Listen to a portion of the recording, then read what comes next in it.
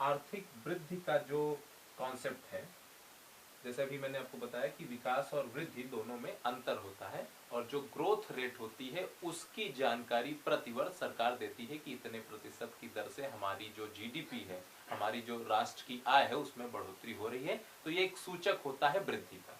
तो इसमें आर्थिक वृद्धि में, या इसको आर्थिक समृद्धि भी आप कह सकते हैं, इसमें केवल और केवल परिमाणात्मक परिवर्तन की बात की जाती है। परिमाण का मतलब होता है आंकिक मान।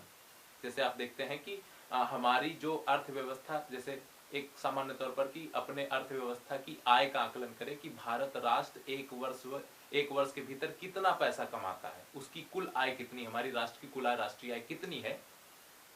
तो राष्ट्रीय आय क्या होगी, किसी आंकिक मान में होगी कि 3 ट्रिलियन, है ना, जितना भी है, तो उतना हमारा, उसको कहते हैं परिमाण, मतलब आंकिक मान जो होता है परिमाण। तो इसमें एक परिमाण में जो परिवर्तन, सकारात्मक परिवर्तन की, अभी 3 है, आगे आने वाले में 4 आएगी और फिर 5 हो जाए, तो ये जो परिवर्तन है, ये जो बढ़ रहा है, कितने प्रतिशत की दर से इसमें परिवर्तन हो रहा है। जैसे 2 ट्रिलियन थी, है ना, तो या मान लीजिए साधारण 2000 करोड़ रुपए है ना, 20,000 करोड़ जितना भी हमारा है, उसमें जैसे आगे 3,000 करोड़ हो गई, 30,000 करोड़ रुपए हो गई, तो हम देखते हैं कि कितने प्रतिशत की वृद्धि हुई है, और उसी को हम वार्षिक वृद्धि दर कह देते हैं कि इस वर्ष में हमने इतना। तो ये केवल आर्थिक समृद्धि और वृद्धि परिमाण से जुड़ी हुई है, केवल आंकिक मान की, केवल आय में होने वाली बढ़ोतरी को, या आप समझिए कि राष्ट्रीय आय लिख लीजिए, अभी इसमें आप समझेंगे कि प्रति व्यक्ति आय वगैरह सारी चीजें हैं, तो केवल इससे संबंधित होती है वृद्धि। तो क्या वृद्धि विकास का सूचक है कि आर्थिक वृद्धि हो रही है। जैसे हम कहते हैं कि हमारा देश 7% की दर से जीडीपी में परिवर्तन हो, मतलब कि हमारी आय देश की बढ़ती जा रही है। तो आय बढ़ने का मतलब क्या है कि क्या विकास भी हो रहा है। तो वही बात हम यहाँ समझेंगे कि कोई जरूरी नहीं है कि हमारे देश की आय बढ़ रही है तो उससे विकास भी होगा। तो विकास और वृद्धि दोनों में अंतर होता है। विकास में परिमाण में परिवर्तन के साथ साथ गुणात्मक परिवर्तन की भी बात की जाती है। गुणात्मक का मतलब, परिमाण का मतलब कि आय में तो बढ़ोतरी होनी चाहिए, उसके साथ साथ गुणात्मक मतलब कि अन्य कुछ पक्ष भी है, अन्य सूचक है, उसमें भी सकारात्मक बदलाव। जैसे आप देखिए कि लोगों का जो जीवन जीने का स्तर है उसमें सुधार हो। कहने का मतलब लोगों को अवसर अच्छे उपलब्ध हो, किसी भी चीज के अच्छे अवसर, चाहे वो आय प्राप्त करने के अच्छे अवसर उपलब्ध हो, चाहे वो अच्छी स्वास्थ्य सुविधाएं उपलब्ध हो, सारी चीजें अगर अच्छे तौर पर उसमें सकारात्मक परिवर्तन हो रहा है, तब हम कहेंगे वास्तविक अर्थों में विकास हो रहा है। बाकी आप समझ ही गए होंगे कि विकास वास्तव में क्या होता है, जिसमें विकास ये गारंटी देता है कि हम आपको जीवन जीने का जो एक स्तर है, या जो एक कह लीजिए कि जो एक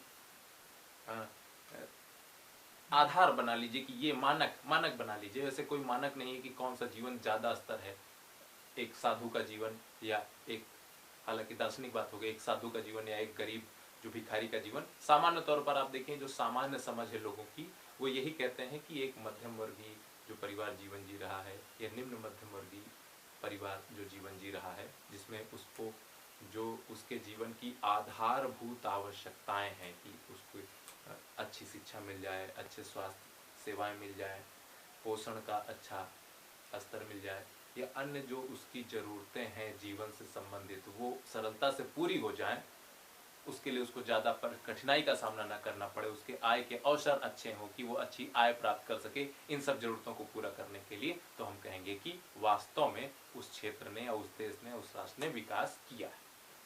तो यहीं पर जैसे आपकी किताब में बताया गया है कि आय के साथ साथ अन्य लक्ष्य भी होते हैं, केवल आय ही नहीं होती है राष्ट्रीय विकास में या विकास के अंतर्गत, उसके साथ अन्य लक्ष्य भी होते हैं। अब आप समझ गए होंगे कि अन्य लक्ष्य किन की बात की जा रही है, कि उसमें भी सुधार, मतलब आय तो है परिमाणात्मक परिवर्तन, और अन्य लक्ष्य जो है वो गुणात्मकता की बात की जा रही है। तो वैसे ही जैसे राष्ट्रीय आय की बात की जाती है, राष्ट्रीय विकास की बात की जाती है, अगला टॉपिक आप में है राष्ट्रीय विकास।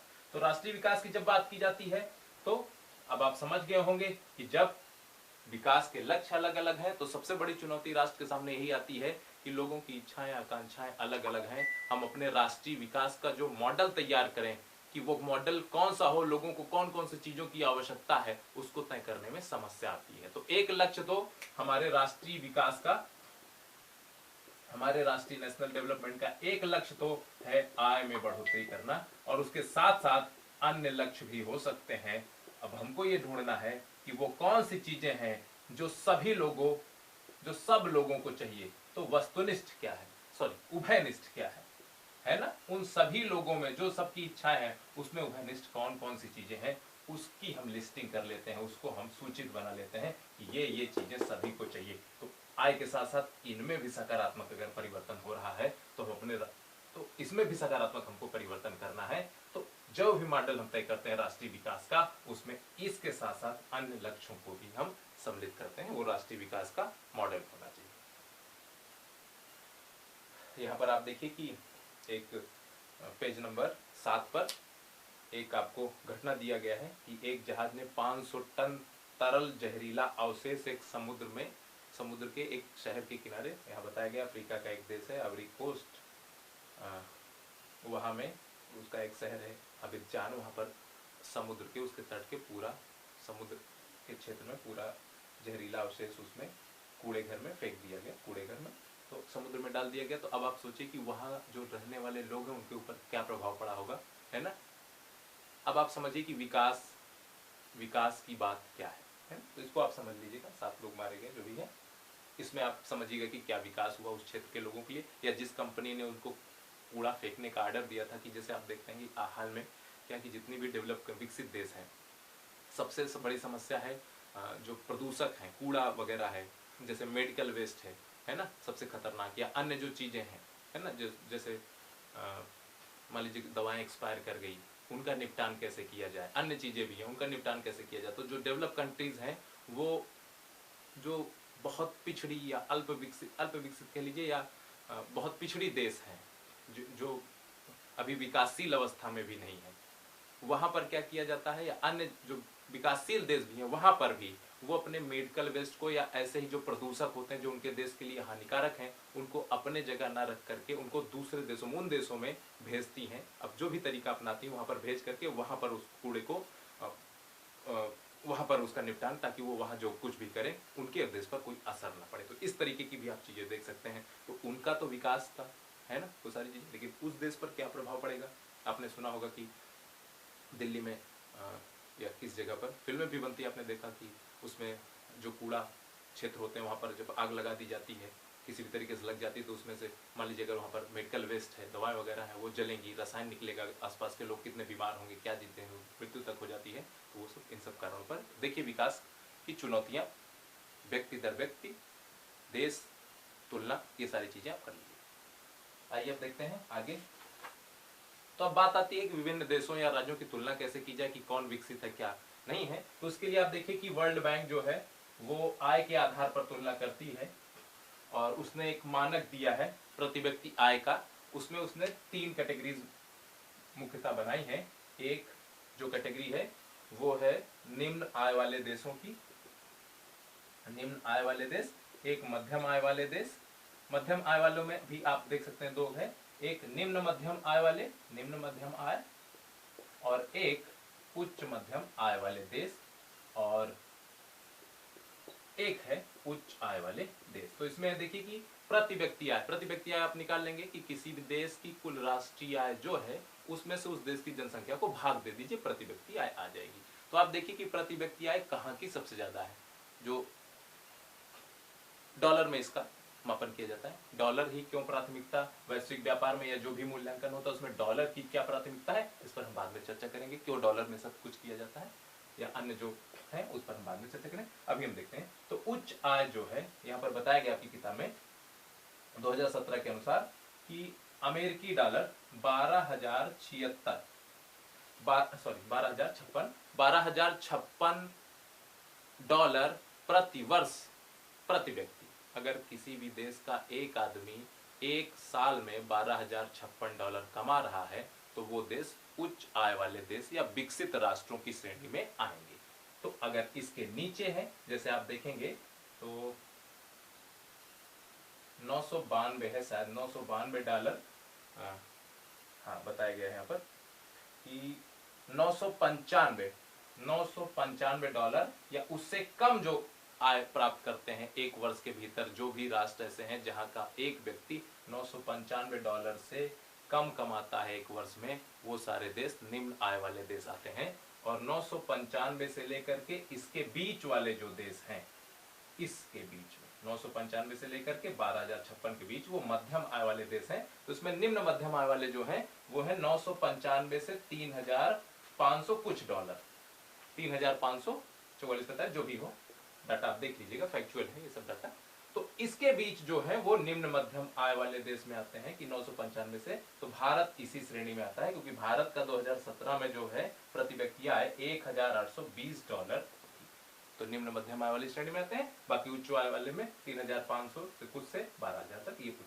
अब इसमें सवाल भी उठते हैं कि आप देखिए कि कितना ज्यादा अंतर रखा गया। अब आप सोचिए कि इससे और इसके बीच में जो मध्यम आय वाले हैं कितना ज्यादा अंतर है ना। भारत का आप मूल्यांकन कर लीजिए। तो ये विकसित और कौन विकासशील या अल्प विकसित, उन राष्ट्रों का वर्गीकरण करने के लिए ये वर्ल्ड बैंक के द्वारा ये तरीका विकसित किया गया है। प्रति व्यक्ति आय के आधार पर ये इस आधार पर तुलना की जाती है। और तो ये केवल विकसित और, तो इस पर भी प्रश्न चिन्ह रखते हैं कि केवल आय को क्यों ही देखा जा रहा है, क्योंकि कुछ ऐसे भी क्षेत्र हैं जहाँ की आय निम्न होने के कारण भी वो बहुत अच्छा कर रहे हैं, है ना। जैसे राज्यों की तुलना की जाती है कि कौन सा, जैसे हम अपने भारत के अंदर तुलना करते हैं कि भारत के जो राज्य हैं कौन सा राज्य ज्यादा विकसित, कौन सा कम विकसित है। तो इसकी तुलना पेज नंबर, अच्छा जहाँ पर देखिए औसत आय, यहाँ पर आपको पेज नंबर 9 पर दिखाया गया है कि कुछ लोग हैं, 4 कुर्सियां, उसमें 5 लोग बैठे हुए हैं, और यहाँ पर गरीब और अमीर व्यक्तियों का देश जो है। अब इसको देख करके समझिए कि ये क्या कहना चाह रहा है। वितरण की बात कर रहा है कि संसाधनों का वितरण कैसा, तो ये हम समझ गए। अब हम देखते हैं कि जो राज्यों के बीच में तुलना की जाती है कि कौन सा राज्य विकसित है, कौन सा राज्य अल्प विकसित है। यहाँ पर पेज नंबर 10 पर आप देखेंगे तालिका बनी हुई 1.3, इसमें 3 राज्यों को चयनित किया गया, हरियाणा, केरल और बिहार। उसमें प्रति व्यक्ति आय के आधार पर, और उसके साथ साथ तालिका 1.4 में देखेंगे तो कुछ अन्य चीजें, जैसे शिशु मृत्यु दर, है ना, ये क्या है, शिशु मृत्यु दर, है ना। एक बात की गई है साक्षरता दर, और एक है निवल उपस्थिति अनुपात।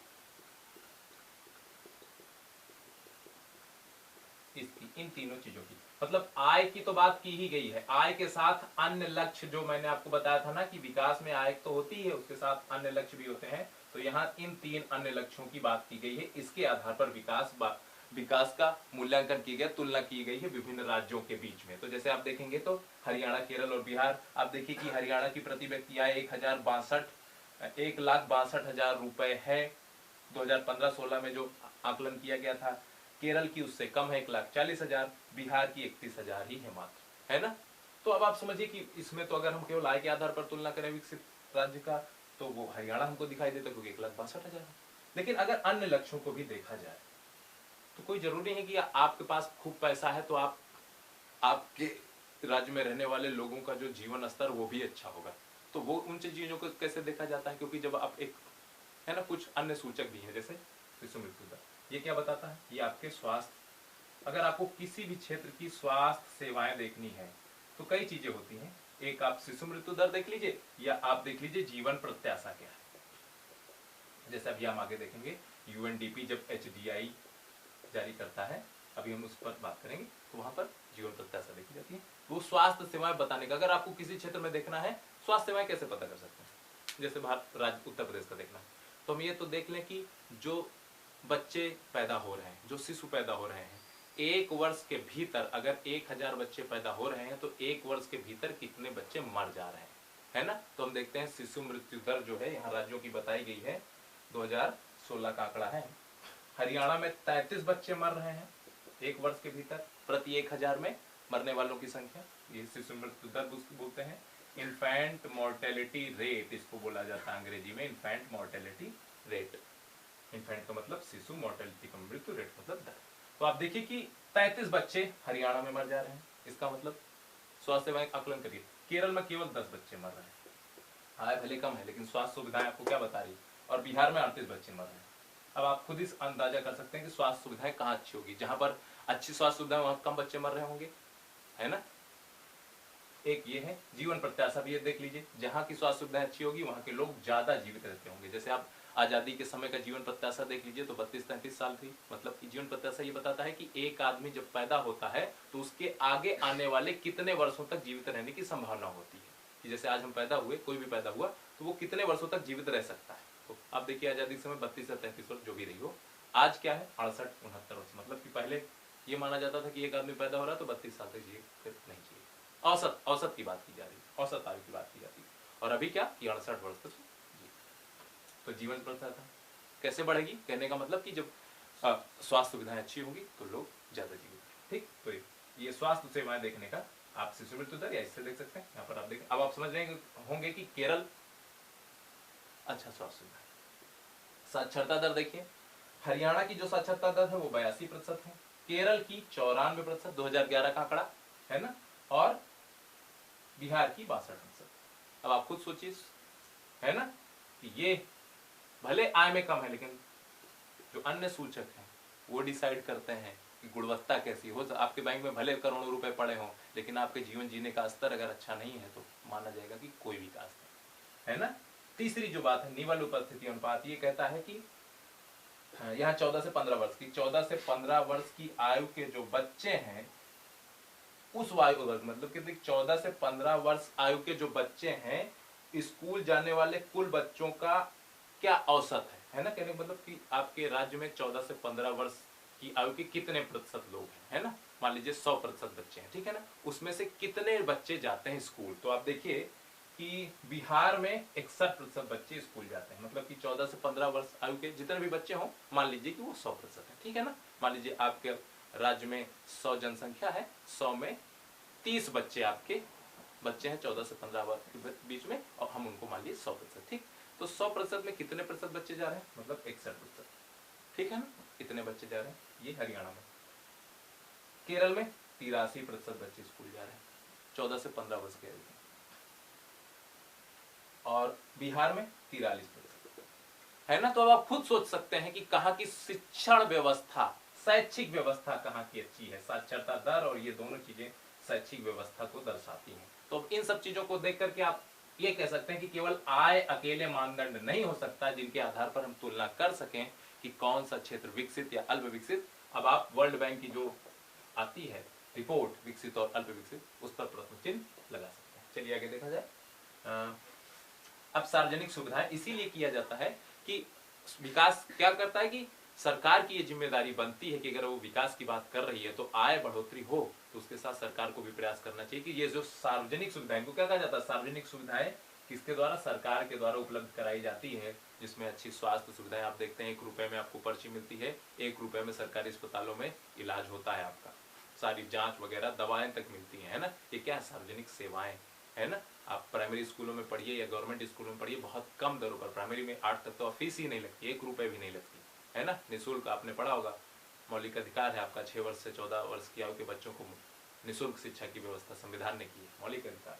तो अब आप ये समझते हैं कि उसके बाद भी अगर आप सरकारी विद्यालयों में पढ़ते हैं बहुत कम फीस, न्यूनतम दरों पर, इसके साथ आपको स्कॉलरशिप भी दी जाती है ना, कि जो भी आपने ट्यूशन फीस दी है वो पूरा वापस। तो आप ये देखिए कि सरकार ने ये सब क्या है, सार्वजनिक सेवाएं हैं, ये क्यों दी जाती हैं, ताकि आपकी जीवन जीने की गुणवत्ता, क्योंकि एक शिक्षित पढ़ा लिखा व्यक्ति एक अच्छा जीवन व्यतीत कर सकता है। ये कोई जरूरी नहीं है कि ये विचार पूर्ण रूप में सही ही हो, लेकिन ये तार्किक बात है ना, इसमें हम आप बैठ करके बातचीत कर सकते हैं तर्क के द्वारा। लेकिन संभावना ये, प्रोबेबिलिटी ये है कि एक शिक्षित व्यक्ति ज्यादा अच्छा जीवन व्यतीत कर सकता है, वो समस्याओं को और इन चीजों को। तो ये सारी चीजें सार्वजनिक सुविधाओं के अंतर्गत आती हैं जो सरकार व्यवस्था करती है, या बहुत सारी एनजीओ या निजी स्तर पर भी प्रयास किए जाते हैं सार्वजनिक सेवाओं में, आप देखते ही होंगे, है ना। आप देखते हैं कि एक सार्वजनिक सेवाओं के अंतर्गत लोगों के पोषण की भी व्यवस्था की जाती है। हमारे आपके बीच में सार्वजनिक वितरण प्रणाली आप देखते होंगे, पीडीएस, है ना, पब्लिक डिस्ट्रीब्यूशन सिस्टम, सार्वजनिक वितरण प्रणाली। इसमें क्या किया है, सरकार सभी व्यक्तियों तक, या जो उस श्रेणी में आते हैं जिनको पोषण की आवश्यकता, उनको क्या देती है, निम्न दरों पर 2 रुपए किलो गेहूं, 3 रुपए किलो चावल देती है ना, बहुत दरों पर। जो कोटा आपके अगल बगल होता है ना, जो दुकानें होती हैं सार्वजनिक गल्ले की, है ना। सरकारी गल्ले की दुकानें आप देखें ना, जो कोटेदार होते हैं आपको देते हैं ना, वो सब सार्वजनिक। कितनी बड़ी व्यवस्था है, दुनिया में इतनी बड़ी प्रणाली कहीं नहीं है, किसी भी देश में। इतने उन्नत देश हैं, अमेरिका वगैरह, सब जगह कहीं पर भी नहीं है जो ये पोषण की व्यवस्था की गई कि सब लोगों तक पोषण की। अब इस पर भी प्रश्न चिन्ह लगाए जाते हैं कि इतने विकसित देश नहीं कर रहे हैं, हम अपना संसाधन क्यों बर्बाद करें? क्या वास्तव में लोगों को जरूरत है उस अनाज की? क्योंकि देखा जाता है कि बहुत सारे लोग ले करके उसको बेच रहे हैं, जो भी हो सकता है, कोई जरूरी नहीं है, ये एक मत है। बहुत से ऐसे लोग हैं जो वास्तव में जरूरतमंद हैं, तो फिर भी प्रदर्शन की बात है। ये प्रणाली आप देखें, ये सब भी सार्वजनिक सेवाओं के अंतर्गत आती हैं। मैंने आपको बता दिया, स्वास्थ्य सेवाएं, शैक्षिक व्यवस्थाएं, पोषण की, आवास की, ये सारी चीजें सार्वजनिक सेवाएं। क्रियाकलाप कार्यकलाप 2 देख लीजिएगा। साक्षरता दर, उत्तर प्रदेश की ग्रामीण जो जनसंख्या, ग्रामीण क्षेत्र का, उसका शैक्षणिक उपलब्धि श्रेणी बताया गया। आप देखते होंगे कि जो ग्रामीण स्कूलों हैं वहां पर सरकार देखती है कि बच्चों का पोषण स्तर कितना है, क्या उनको सही से पोषण मिल रहा है। मध्याह्न भोजन प्रणाली उसने विकसित की है, मिड डे मील आप देखते होंगे बच्चों को दिया जाता है ना, 8वीं तक के, जो 6 से 14 वर्ष के बीच के हैं, है ना। शैक्षिक अगर आप देखेंगे तो शैक्षिक रूप से 8वीं स्तर तक के बच्चों को मध्याह्न भोजन की जो व्यवस्था की गई है। तो ये भी देखा जाता है कि सही से पोषण हो पा रहा है। स्वास्थ्य सुविधाएं, इन सब की चीजों के लिए BMI आप देखते होंगे कि स्वास्थ्य कर्मी आते हैं आपके स्कूलों में, है ना, वहां पर आपका वजन नापा जाता है कि कितना आपका वजन है, और फिर आपकी आयु से तुलना की जाती है। एक उनके पास इंडेक्स होता है पूरा, है ना, उसमें आपका देखा जाता है कि आपका बॉडी मास इंडेक्स कितना है ना, कि आपकी आयु की श्रेणी में आपका वजन कितना होना चाहिए, एक स्वस्थ बच्चे का कितना होना चाहिए। अगर आपका उससे कम है तो इसका मतलब आप कुपोषित की श्रेणी में आते हैं, है ना। तो इसके आधार पर आपकी श्रेणी निर्धारित की जाती है ना। आप देख लीजिएगा, तालिका यहाँ पर दी गई है, और आपकी लंबाई भी देखी जाती है कि क्या आप उतने लंबे, मानक उसमें बनाया गया कि इतने वर्ष की इतनी लंबाई होनी चाहिए, लड़की की या लड़के की इतना होनी चाहिए। तो वो सब आधार पर, है ना, तो वो सरकार वो रिपोर्ट मंगाती है, उसके आधार पर देखती है कि हमारे कितने बच्चे कमजोर हैं, वो है, तो विशेष कार्यक्रम चलाती है ना, ताकि उनको अच्छा पोषण मिल सके। तो आप क्या देख रहे हैं, सब विकास की स्कीम है, सब केवल डेवलपमेंट, केवल विकास करने के लिए प्रयास करती है ना। अब आप देखते हैं कि यहाँ पर 2017 के आंकड़े दिए गए हैं। वैश्विक स्तर पर भी प्रयास किए जाते हैं। 1990 में यूनाइटेड नेशंस की एक संस्था है, United Nations Development Programme, UNDP, और वो क्या करती है, एक सूचकांक, एक रिपोर्ट जारी करती है। पाकिस्तान के एक अर्थशास्त्री थे महबूब उल हक और भारतीय अमर्त्य सेन, इन दोनों के प्रयासों से उन्होंने एक मानव विकास रिपोर्ट, है ना, रिपोर्ट का मूल्यांकन करने के तरीके इन्होंने विकसित किए हैं। उसी के आधार पर UNDP, जो मैंने आपको बताया, यूनाइटेड नेशंस डेवलपमेंट प्रोग्राम, संयुक्त विकास कार्यक्रम, ये रिपोर्ट जारी करती है। उस रिपोर्ट में एक सूचकांक जारी करती है कि दुनिया के जितने भी देश हैं वो किस श्रेणी में आते हैं। तो इसका मूल्यांकन वगैरह मैं आपको फिर अच्छे से बताऊंगा। 0 से 1 के बीच में इसमें सभी देशों को, केवल 0 से 1 के बीच में, 1 जो है वो सबसे विकसित माना जाता है, और 0 मतलब बहुत कमजोर, बहुत पिछड़ा, सबसे पिछड़ा देश माना जाता है। तो इस 0 से 1 के बीच में आपको वैल्यू दिया जाता है। 3 चीजों का इसमें आधार बनाया गया है। कौन कौन से? पहली चीज प्रति व्यक्ति आय। कैसे मूल्यांकन, अगर आप किसी भी देश का मूल्यांकन कर रहे हैं कि कौन विकसित है, या पूरे विश्व के देशों का मूल्यांकन कर रहे हैं कि ये विकसित है या अल्प विकसित, तो क्या करेंगे, कुछ सूचक लेंगे, है ना, उसी के आधार पर सबको देख लेंगे, भैया ये इसमें कहाँ ठहरते हैं, इसमें ये कहाँ ठहरते हैं, सबका देख लेंगे, उसके आधार पर उनको एक नंबर दे दीजिएगा। थोड़ा जटिल प्रक्रिया है। अभी आप इसका किसको कितना नंबर अलॉट होला था, इस अलॉटमेंट में मत जाइए कि किसको कितना मिला है। अभी आप देखिए कि किस किस सूचकों का प्रयोग किया जाता है। तो प्रति व्यक्ति आय, इसका प्रयोग किया जाता है। दूसरा दिया जाता है जन्म के समय, वही मैंने बताया ना, जीवन प्रत्याशा का, है ना, कि जन्म के समय संभावित आयु की, कोई भी जो बच्चा पैदा हो रहा है उसकी संभावित आयु क्या है, कि वो कितने वर्षों तक जीवित रह सकता है ना, तो इसको कह सकते हैं जीवन प्रत्याशा। तीसरी जो चीज है वो है विद्यालयी औसत आयु, है ना, कि कोई भी बच्चा, है ना, या इसमें 25 वर्ष तक के लोगों को लिया जाता है, कि 25 वर्ष या उससे अधिक आयु के जो लोग हैं, है ना, उन्होंने कितने वर्ष तक विद्यालय में बिताए, है ना, इसको कहा जाता है विद्यालयी औसत आयु। विद्यालयी औसत आयु, इन 3 सूचकों का प्रयोग करके सबको 0 से 1 के बीच में नंबर दिए जाते हैं, है ना। तो आप प्रति व्यक्ति आय देखिए, यहाँ 2017 का आंकड़ा दिया गया, भारत और उसके पड़ोसी देशों के कुछ आंकड़े हैं, आप देख लीजिए। तो श्रीलंका की जो प्रति व्यक्ति आय थी वो आप देख सकते हैं 11,326 थी। भारत की कितनी थी? 6,353, है ना, ये प्रति व्यक्ति आय है। जन्म के समय संभावित आयु देख लीजिए श्रीलंका की 75 है। विद्यालय औसत आयु मतलब 25 वर्ष या उससे अधिक आयु के जो लोग हैं वो कितने वर्षों तक विद्यालय में शिक्षा ग्रहण किए हैं, तो वहां पर 10 सालों तक, मतलब 25 वर्ष की आयु या उससे ऊपर के जो बच्चे हैं वो 10 सालों तक विद्यालय में पढ़े हैं, है ना, श्रीलंका में। भारत में केवल 6.4 वर्ष, है ना।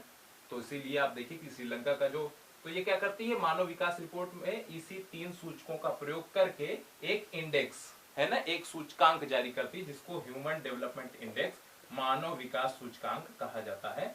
मानव विकास सूचकांक, उसमें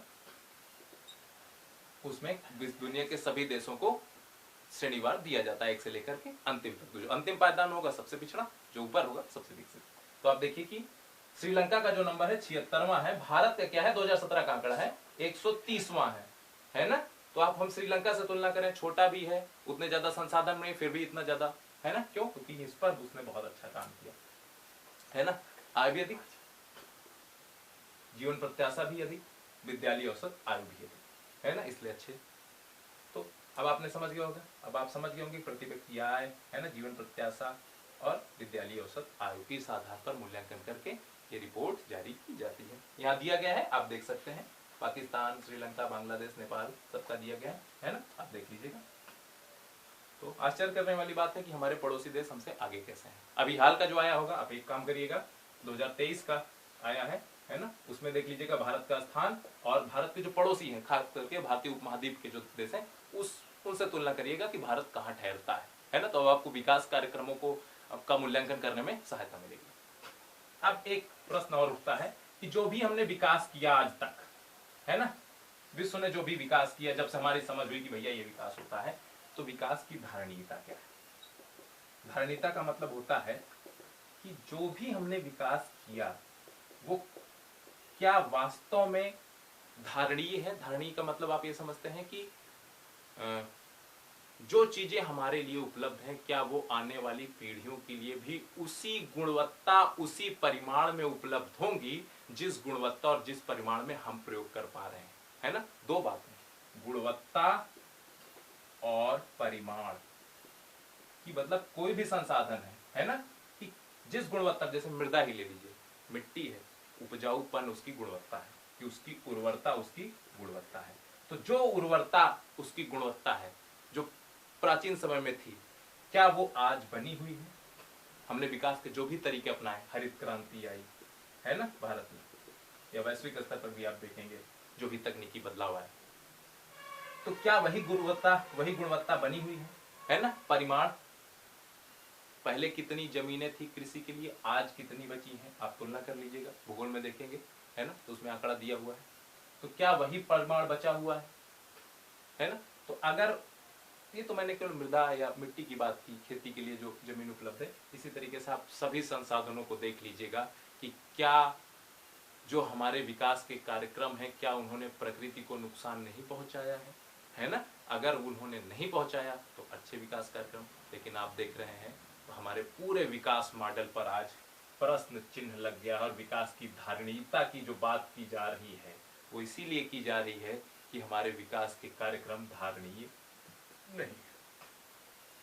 धारणीय का मतलब कि क्या हमारी जो प्रकृति है उसकी वहन क्षमता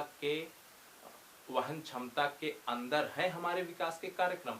क्यों? क्योंकि हमारी प्रकृति क्या करती है, कुछ संसाधनों का सृजन नहीं कर सकती लेकिन अन्य का सृजन कर सकती है। जैसे आपने पढ़ा होगा नवीकरणीय अनवीकरणीय संसाधन, तो कुछ का तो वो वहन, मतलब कि कुछ का सृजन कर सकती है। तो धारणीयता का मतलब ये है कि क्या उसकी जो पुनर्पूर्ति की क्षमता है या जो उसकी धारण करने की, जैसे आप इसको सरलता समझिए कि कोई एक गधा है, वो कितना वजन सह सकता है ना, ज्यादा से ज्यादा 100 किलो, लेकिन अगर आप उसके ऊपर 5000 किलो लाद देंगे तो रीढ़ की हड्डी टूट जाएगी। तो कहने का मतलब ये है कि उसकी वजन क्षमता जितना वो लेकर के चल सके, फिर ऐसा भी नहीं चल सके कूद जाने के बाद फिर मर जाए, ऐसा भी नहीं है। आपको ये देखना है कि वो लगातार काम कर सके, उसकी जो गुणवत्ता है, जो क्षमता है वो बनी रहे, बरकरार रहे, तो हमको उतना ही ढोना चाहिए। उसी को धारणीयता कहते हैं। तो हमको यही देखना है कि विकास की जो धारणीयता है, क्या वो हमारी जो प्रकृति है या हमारा जो पर्यावरण है खास करके उसी से संबंधित है, या जो हमारे